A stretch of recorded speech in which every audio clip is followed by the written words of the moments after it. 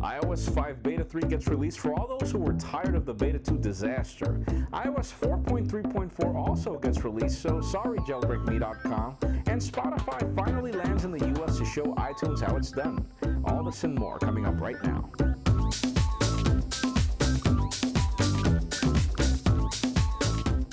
Hello everybody, I'm Jaime Rivera and welcome to the PocketNow iReview, the show we go through all this week's cool and the not so cool inside the world of Apple's iOS devices. Let's start this week off with the cool.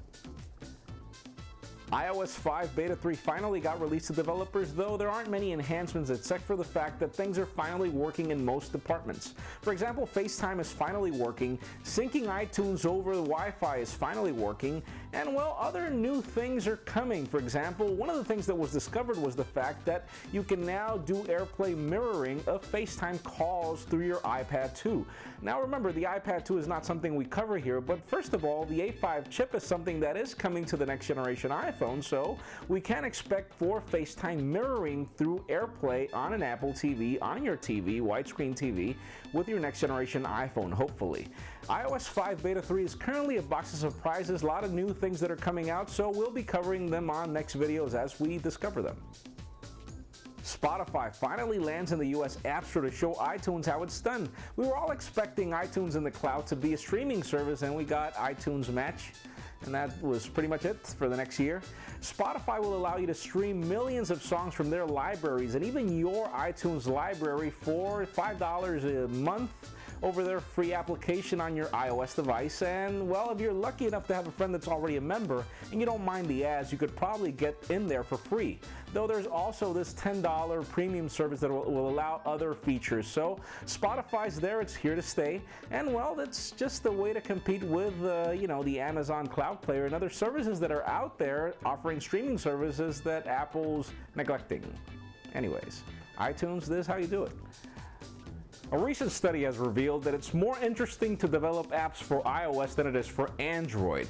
And you'd ask why. I mean, there are more Android devices out there than there are iOS devices, but it seems that developers are inclining more towards iOS for two different new reasons. First of all, well, the iPad 2 being released, and aside from that, the Verizon iPhone, but also the fact that there are more credit cards in iTunes than there are, or that it is easy to purchase apps in the Android market, because I have to be adding my information all the time every time I want to make a purchase, as opposed to iOS's way of purchasing apps where you just have to click once and that's it.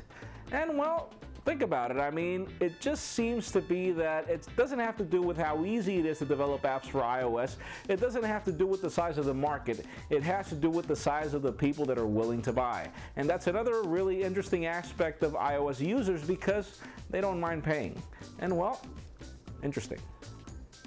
And the cat and mouse game continues, and we'll talk more about that in the not so cool section, because yeah, Apple has already released a version of iOS that will patch the jailbreak.me.com exploit. And while the cool news is that the dev team is hard at work, they've already released a new version of the Punish tool that will allow a tethered jailbreak of your iOS device if you mistakenly upgraded to iOS 4.3.4. Sadly, it's currently tethered for both the jailbreak, it's not as simple as jailbreak.me.com, and also you'll have to be tethered whenever you have to reset your device or whenever it powers out or stuff like that.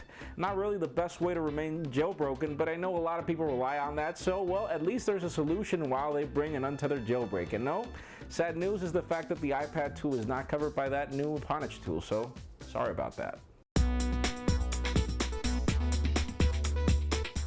Well, that is it for the cool. Let's continue on with the not so cool. And well, yeah, we started the news backwards this time. Apple also released iOS 4.3.4, which is 4.2.9 for Verizon customers. And the only reason for this release is to patch the exploit that allows jailbreak.me.com to work. So first of all, keep in mind you're not obligated to upgrade your iOS device to iOS 4.3.4. You can remain in 4.3.3 and continue being able to jailbreak your device wirelessly and simply with jailbreak.me.com.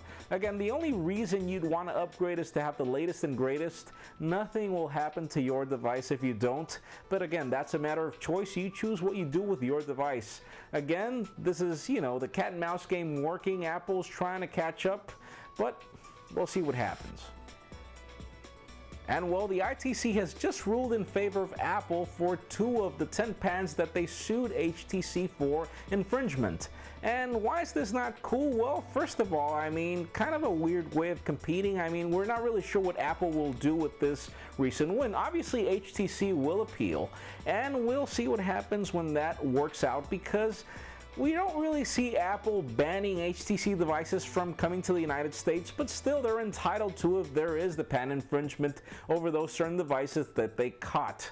Again, really, I mean, Apple, just figure out a way to compete. Just bring out another leapfrog product, just like you did on 2004 with the iPhone 5, and, well, make people catch up to you again, and we don't have to worry about lawsuits or patents or people not being able to buy the HTC devices that they want because they're really cool, just because you don't want them to use certain of your technologies. I mean, you also borrowed some of their technologies on iOS 5, sorry. That's it for today's show. Thank you very much for watching. I'm Jaime Rivera. Remember to give us a thumbs up if you like what you saw. That's it for now.